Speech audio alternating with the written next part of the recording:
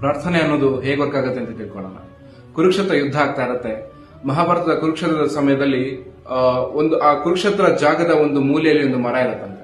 ಆ ಮರದ ಕೊಂಬೆಯ ಮೇಲೆ ಒಂದು ಗೂಡು, ಆ ಗೂಡಲ್ಲಿ ಒಂದು ಮರಿ ಹಕ್ಕಿ ಹಾಗೆ ಅದರ ತಾಯಿ ಹಕ್ಕಿ ಇರುತ್ತಂತೆ.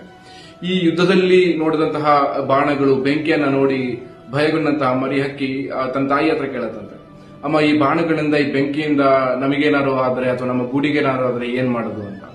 ಆಗ ತಾಯಿ ಹಕ್ಕಿ ಹೇಳುತ್ತಂತೆ, ನೀನೇನು ಯೋಚನೆ ಮಾಡ್ಬೇಡ, ಶ್ರೀಕೃಷ್ಣ ಪರಮಾತ್ಮ ನಮ್ಮನ್ನ ಕಾಪಾಡ್ತಾರೆ, ಮನ್ಸಿಟ್ಟು ದೇವರಲ್ಲಿ ಬೇಡ್ಕೋ ಅಂತೇಳಿ. ಸೊ ಇಬ್ರು ಬೇಡ್ಕೊಳ್ತಾರಂತೆ ಶ್ರೀಕೃಷ್ಣ ಪರಮಾತ್ಮನಲ್ಲಿ, ಪರಮಾತ್ಮ ನೀನು ಯುದ್ಧದ ಸ್ಥಳದಲ್ಲಿದ್ಯಾ, ಈ ಬಾಣಗಳಿದೆ, ಬೆಂಕಿ ಇದೆ, ಇದರಿಂದ ನಮ್ಮನ್ನ ನೀವೇ ಕಾಪಾಡಬೇಕು, ನಮ್ಮ ಕುಟುಂಬವನ್ನ ನೀನೇ ಕಾಪಾಡಬೇಕು ಅಂತೇಳಿ.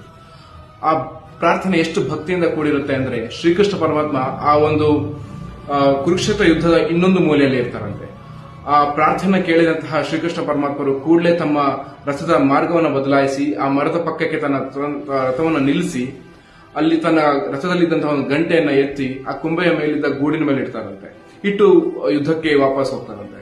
ಸೊ ಕುರುಕ್ಷೇತ್ರ ಯುದ್ಧ ಎಲ್ಲ ಮುಗಿದು ಶ್ರೀಕೃಷ್ಣ ಪರಮಾತ್ಮರು ಮತ್ತೆ ಬಂದು ಆ ಮರದ ಕೊಂಬೆಯ ಮೇಲಿದ್ದ ಗಂಟೆಯನ್ನು ಎತ್ತಿದಾಗ ಒಳಗಡೆ ಇದ್ದಂತಹ ತಾಯಿ ಹಕ್ಕಿ ಹಾಗೂ ಮರಿ ಹಕ್ಕಿಗಳು ನೆಮ್ಮದಿಯಿಂದ ಜೀವನ ಸಾಗಿಸ್ತಾ ಇರ್ತಾರಂತೆ.